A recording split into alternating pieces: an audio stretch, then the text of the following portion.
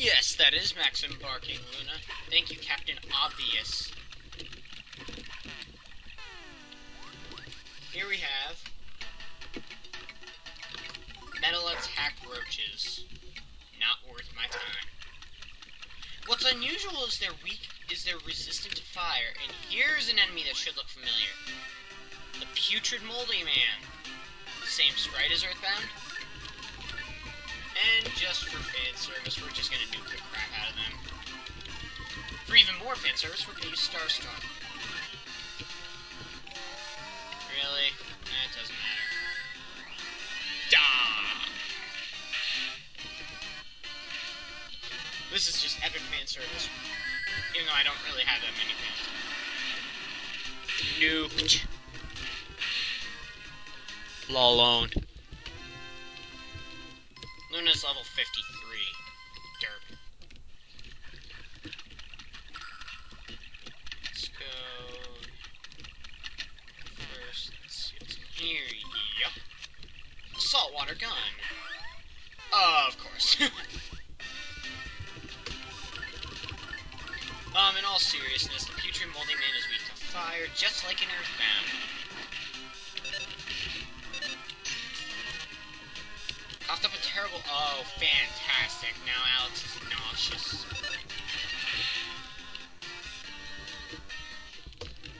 You won. What's in here? Some magic pudding. Something made me think there was an attack tractor in there. I don't know why. No name hot spring. Dirt.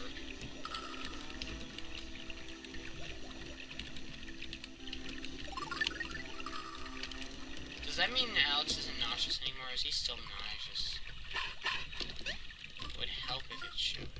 Okay. We are A-okay. Okay, that was weird. That was incredibly weird. Screw you two. I don't have time for this. I wanna hurry up and get to... Come on, I was on the ladder! Oh! Yes, oh, come on. You can't run from something with a back turned. They have a cool attack sound. We successfully got away.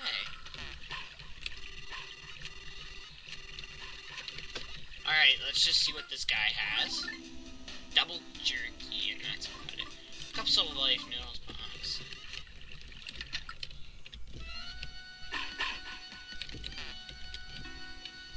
Oh, man.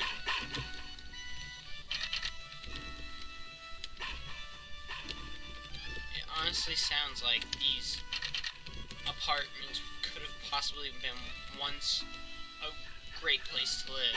Now, look at this. Whoa, it's Letter, the bell ringer. Yes, I need to save. I'm gonna show you a weird glitch that I noticed. Once we go up the stairs. It shows us the tower sketch from Thunder Tower, which is incredibly unusual if you use the map here. So that's a little interesting thing. Ike Fire Omega. Interesting. And we get Maxim back after like 5 seconds of not having him.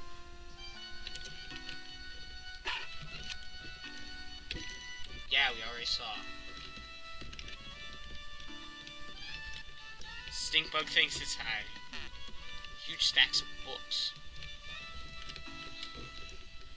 And now we get a really long, really interesting story. Yes, it's me, Letter, the bell ringer. It must be a real shock to hear me speaking for once. It wasn't that I couldn't talk all this time. I simply chose not to.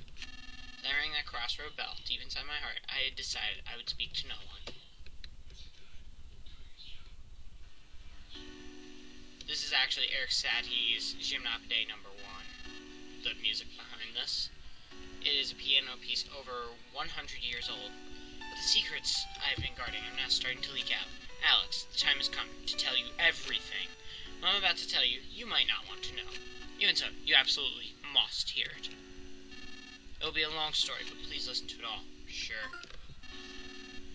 Given who you are and how you've lived, what I have to say will tear at your hearts, and there's just so much to tell. So I decided to have the stink bug trembling behind me memorize everything I say. Ready, Mr. Stink Bug?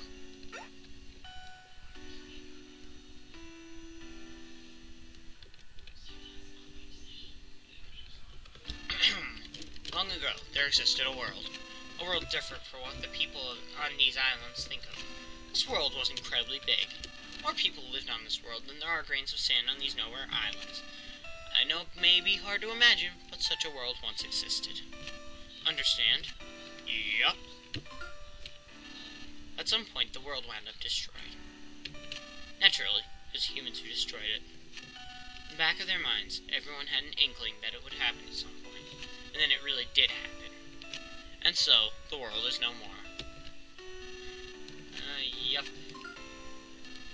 Just before the end of the world, a white ship came to this island. Now there actually is a reasoning behind a white ship. It's a Japanese philosophy thing. On it were all the people of Tasmania Village. Yes. Aboard the white ship were those few who had managed to escape the world. The people on the ship still went by their names from the previous world.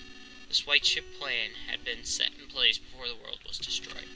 And although they were part of the world, these nowhere islands are a special place. They were the one place that would remain, even if the world was lost. The one and only place where people could survive.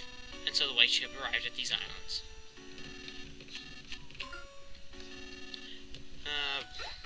I'm only doing a speech. The reason these islands are special is because they harbor a giant dragon nearly as large as the islands themselves. Long, long ago, people lived together with the dragon. However, at some point, the people and the dragon could no longer coexist. So using 7 needles, the dragon was placed into a long, long sleep by the ancestors of the Magypsy people, who have lived here since ancient times.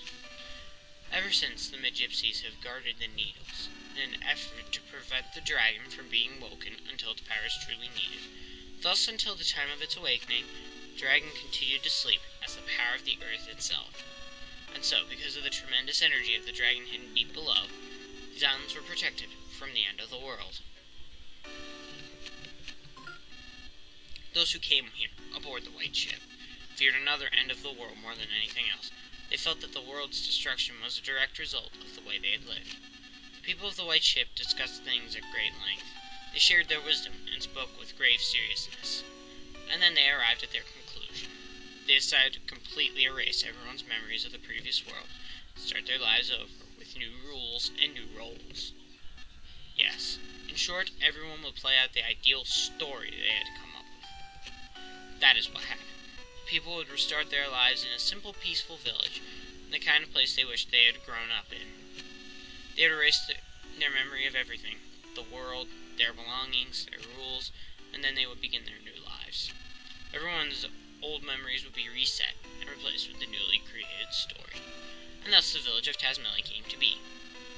However, it was necessary to record the fact that the memory replacement had taken place. The hummingbird egg was the device used to store the memories of the white ship people.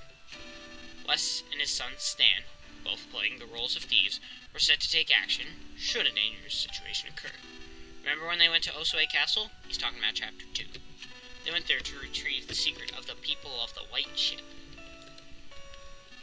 And there's one other thing, me. It was essential that one person retain memory of the previous world to sort of keep watch over things. I was the only one in the village of Tasmania who wasn't given a role in the news story. The sound of my bell served as a suggestion to keep everyone's fabricated memories from reverting. My name Letter comes from the word leader. No, that doesn't mean I was anyone special. It was just that I was particularly taller than all the others. So upon discussion, I was selected because it would be easier for me to stand out. Being so tall, people would want to come to see me, you know. And so I was given the role of revealing these secrets. when the time truly called for it. Sorry, can't talk. Although Tasmania exists in reality, it was originally created as part of a story. This speech shatters the fourth wall. Let me also talk about Osoe Castle. Apparently, long ago, a kingdom existed on this island, centered around the king of Osoe. However, when we arrived on the white ship, the people of this kingdom were gone. It seems they had left the islands, fearing the dragon's eventual awakening someday. Before boarding the white ship, Princess Luna was an infant who had lost her mother and father. Upon coming to these islands, she was given them to the Magypsies to raise, and given the role of Princess of Osoe Castle. Less than Stan being her retainers was another part of the fabricated story. Osoe Castle is one of the few and precious relics of this island's past. Crafted our story in haste, so the people inside it have very little past or history. But you notice no one in Tasmania can talk about things from 100 or 1,000 years ago. In truth, we had wanted to create an entire plethora of myths and legends, but our story was made in such a hurry that we weren't able to. It's a real shame. I'm sure that much of what I'm saying you'd rather not hear, but it's the truth. Shut up. Truthfully, we had no idea how Tasmania Village would turn out, but things actually went rather well. People who had arrived on the white ship had fully taken to their new identities. They believed that they had always lived together peacefully. God, I can't talk. It was when a person by the name of Porky stumbled upon these islands that everything started going amok. It seems he used a time distorter machine to travel through time and space at will. It's actually phase distorter. However, he was apparently shut out from all other times and spaces and tumbled into this era in these islands. Womp womp. Even worse, he used his time distorter to bring many people from other eras here. Pigmasks, as well as everyone in Newport City, were all brought here and brainwashed by Porky. This Porky fellow seems to view these islands as his own personal toy box, with which he can do anything he wants. He would take animals apart and recombine them to make creepy new chimeras. As a childlike dictator, he began doing whatever he pleased, including building Thunder Tower and forming his own army. Porky eventually learned the white ship's secret because of a traitor among the Magypsies. This traitor was Locria, the seventh Magypsy, and the only one you haven't met yet. After Locria joined forces with Porky, Porky learned about the white ship people and the secret of the sleeping dragon. Porky decided to pull the needles to wake the dragon so he could use the power for himself. The dragon is the power of the very earth itself, you see. It said that whoever pulls the sealing needles will become the dragon's master. However, only a very select few are capable of pulling the dragon's needles. Apparently, neither the Magypsies nor Porky have that capability. Yet the needles are being pulled now. That means Porky is somehow controlling someone who can control the dragon's power. We have to put a stop to Porky's antics. If we don't, the world will be completely destroyed again, and it will spell the true end for everything. For Porky, that might be the ultimate pleasure, but we can't allow it to happen. We, the last handful of people there are, absolutely can't allow it to happen. Alex, it seems you're a chosen one, with the ability to pull the needle sealing the dragon line.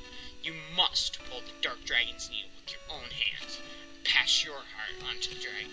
Let this be my one and only order to you as your leader. I hear that 6 of the dragon's needles have already been pulled. Deep in the earth, the dragon is likely beginning to stir from its sleep now. Supposedly, the last needle is somewhere here in Newport City.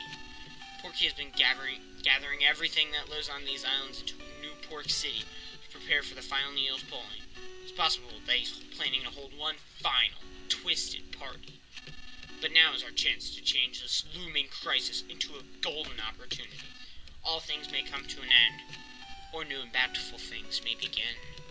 Wouldn't you like to help that happen? Alex, you were once a weak, fragile boy, but now you've been given a tremendous role to fulfill. Now that you know everything, including everything I'm sure you'd rather not know, time has come for you to save the future of all life as we know it. God won't make you bear more than you can carry. I'm sure you've heard that phrase before. I haven't. Know that you aren't fighting alone. Everyone, and I do mean everyone, will lend you their support. That's debatable. That was a long story, but that is the end of everything I have to tell you. Did you understand it all? You can.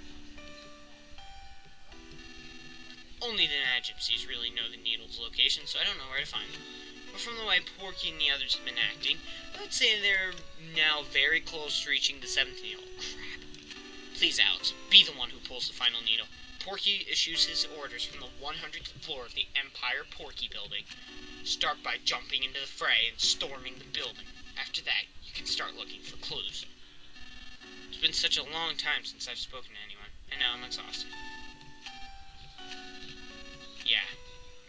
Ugh. Epic music time.